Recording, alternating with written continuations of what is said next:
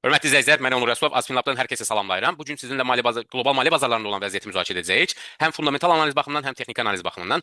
Bildiyimiz kimi fundamental analiz baxımından ən önəmli xəbər Amerika və İran müharibəsidir və Amerika və İran müharibəsi fonunda əsasən müzakirə edilən əmtələr neft və qızıl idi ki, bunların qiyməti yüksələcək. Diqqət yetirək ilk olaraq Amerika və İran müharibəsi əslində öngörülə bilən idi. Çünki bu müharibə olmayacaqsa, Amerika bu qədər qırıcıları, bu qədər savaş gəmilərini Orta Şərqə bu qədər xərc çəkib göndərməzdi. Və bu baxımdan əslində bizim sistemimiz neftin qiymətində alış siqnalını 27 fevralda, yəni müharibə başlamadan öncə vermişdi. Belə ki, həmin günün neftin qiyməti həmin günün birinci ədalətli qiymət zonasından yüksələrək həmin günün birinci tələb, yəni təklif zonasını qırdı və qiymət həmin səviyyənin üzərində bağlanmışdı. Bu da bazara güclü alıcıların daxil olduğunu göstərirdi ki, və bu gün içərisində neftin qiyməti artıq bir gaplə açılmış oldu. Təxminən 8% yüksəlişlə neft yüksəldi və 82 dollara satdı. Lakin ondan sonra aşağı yönlü bir korreksiya etmiş oldu. Bu Brent markalı neftdir.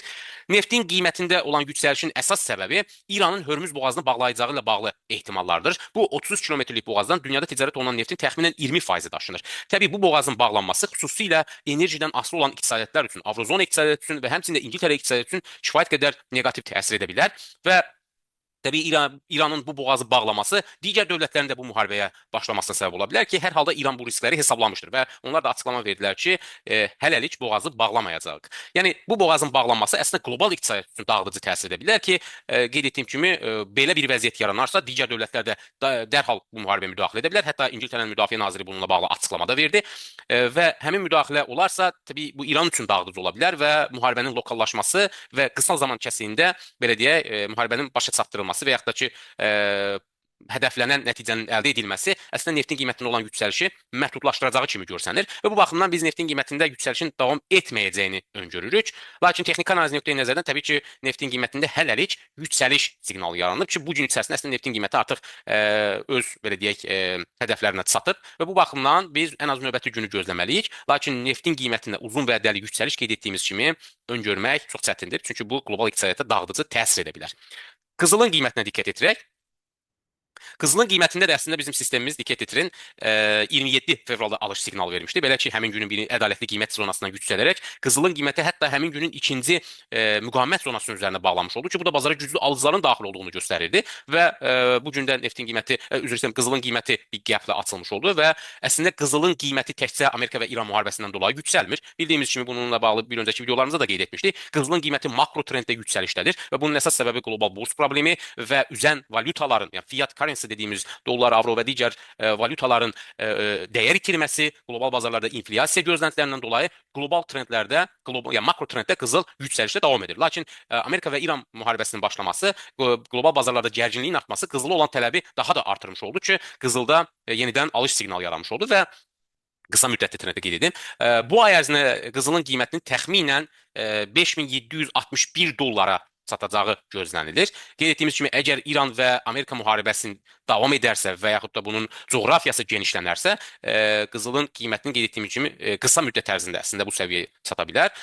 Lakin əgər müharibə lokal belə olsa, bu ay ərzində qızılın qiyməti üçün hədəf olaraq 5761 dollar səviyyəsi ola bilər.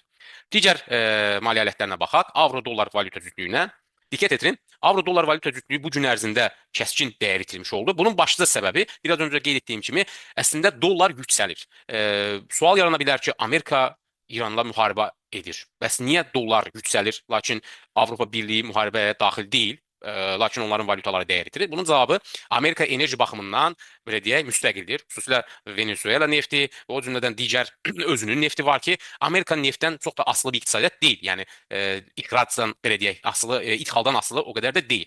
Bu baxımdan Avrozona iqtisadiyyatı üçün problem var. Çünki Avropa Birliyi ölkələrinin nə özünün nefti var və eyni zamanda neft idxalından kifayət qədər asılı iqtisadiyyatlardır. Bu baxımdan onların valyutaları kəskin dəyər itirmiş oldu. Onsuz da həmin iqtisadiyyatların kifayət qədər fiskal problemləri var, iqtisadi artım problemləri var. Bir də bunun üzərinə təbii ki, enerji qiymətləri yüksələrsə, neftin qiyməti yüksələrsə, həmin iqtisadiyyatların böyümə potensialına kifayət qədər neqativ təsir etmiş olur ki, bütün bu gözləntilərdən dolayı həmin ölkələrin valyutaları, belə deyək, Avrozona iqtisadiyyatında olan avronun və o cümlədən İngiltərə funtu kəskin dəyər itirmiş oldu. Diqqət etirsəniz, avro bugün kəskin ucuzlaşmış oldu. Lakin bu ucuzlaşmanın da siqnalını diqqət etirin, əslində 26 fevralda vermişdi. Avro həmin günün birinci tələb zonasını test etmişdi və bu da əslində bazara satıcıların daxil olduğunu göstərirdi və bugün bazara sıçarkən böyük bir gaplə açılmış oldu. İngilis funtu və dollar valyuta cütlüyünə diqqət etirək.